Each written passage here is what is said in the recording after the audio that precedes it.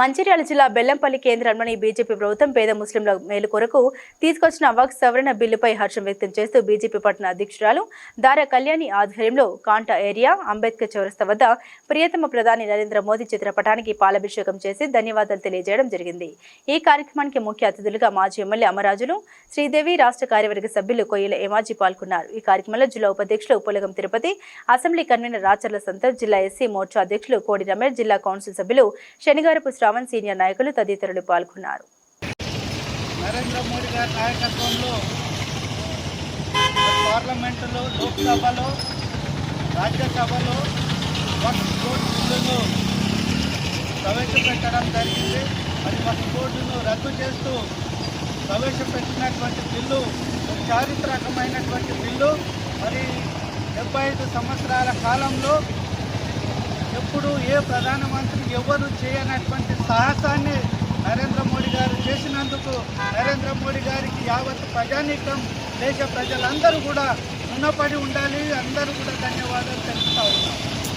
మరి ఈరోజు దేశంలో సుమారు 9 లక్షల ఎకరాల భూములు దేశవ్యాప్తంగా, మరియు రాష్ట్రంలో 72,000 ఎకరాల భూములు, మరియు ఉమ్మడి ఆదిలాబాద్ జిల్లాలో 11,000 ఎకరాల భూములు వక్ఫ్ బోర్డు అధీనంలో కోట్లాది రూపాయలు, వేల కోట్ల రూపాయల విలువ చేసే భూములన్నీ కూడా వక్ఫ్ బోర్డు అధీనంలో ఉండడం జరుగుతూ ఉన్నది.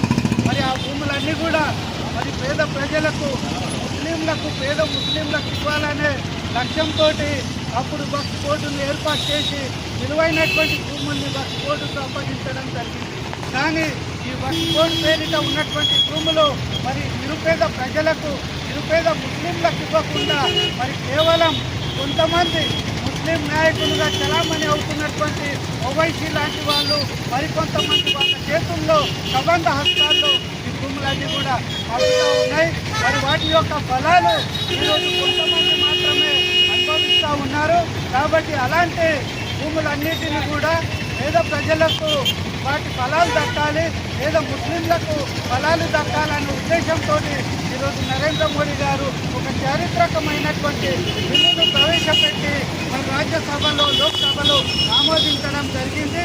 మరి ముస్లింలు కూడా ఈ వక్ఫ్ బోర్డును వ్యతిరేకిస్తున్నటువంటి కొంతమంది ముస్లింలు అసలు ఈ బిల్లు గురించి, ఈ బిల్లు వల్ల ముస్లిం పేదలకు కలిగే లాభాల గురించి తెలుసుకొని ముస్లింలందరూ కూడా ఈ బిల్లుకు మద్దతు ఇవ్వాలని చెప్పేసి మేము వారికి విజ్ఞప్తి చేస్తూ ఉన్నాం.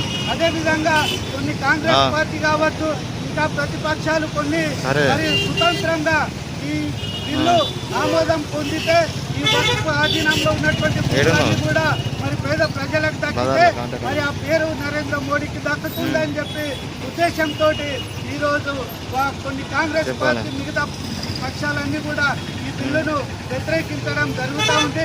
కాబట్టి యావత్ ప్రజలందరూ కూడా ఈ కాంగ్రెస్, మిగతా పార్టీల యొక్క మోసపూరిత కుట్రలను గమనించి మరి దేశవ్యాప్తంగా అన్ని వర్గాల ప్రజానీకం, ముస్లింలు అందరూ కూడా వక్ఫ్ బోర్డు బిల్లుకు మద్దతు ఇవ్వాలని చెప్పేసి విజ్ఞప్తి చేస్తా ఉన్నాం. భారత్ మాతాకి, భారత్ మాతాకి. ఏమో రిటర్న్ ఫోన్ ఇక్కడ దాన్ని అమలు చేయడం జరిగింది. దానిని దేశ ప్రజలందరూ కూడా స్వాగతిస్తూ ఉన్నారు. అలాగే వక్ఫ్ బోర్డు బిల్లు ముస్లింలకు వ్యతిరేకం కాదు. మరి దేశంలో ఉన్నటువంటి ముస్లింలు కానీ అన్ని వర్గాల ప్రజలందరూ కూడా అందరూ కూడా సమానులే. మరి దీనిని ప్రధానమంత్రి గారు ముస్లింలకు, పేద ప్రజలకు ఉపయోగపడుతుందనే దిశగా మరి వక్ఫ్ బోర్డు బిల్లును అమలు చేయడం జరిగింది. దానికి కొంతమంది మన కాంగ్రెస్ వాళ్ళు కావచ్చు, ఇతర పార్టీలు కావచ్చు, అందరూ కూడా దీనిని వ్యతిరేకించడం జరుగుతూ ఉంది. దీనిని వ్యతిరేకించకుండా ప్రజలకందరూ కూడా సానుకూలంగా అందరూ కూడా సమాధానం ఇస్తూ దానిని మద్దతు చేయవలసిందిగా ఈ సందర్భంగా మేము తెలియజేస్తూ ఉన్నాం. దీనిని ముస్లింలు, పేద ప్రజలకు ఇవ్వాలి. వాళ్ళకు పేద ప్రజలు మరి చాలా హీనమైనటువంటి దిశలో కూడా మన ముస్లింలు ఉన్నారు.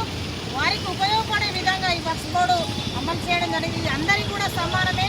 దీనిని రాజకీయం చేస్తూ మరి వేరే తీసుకురావడం ఇది సరికాదు.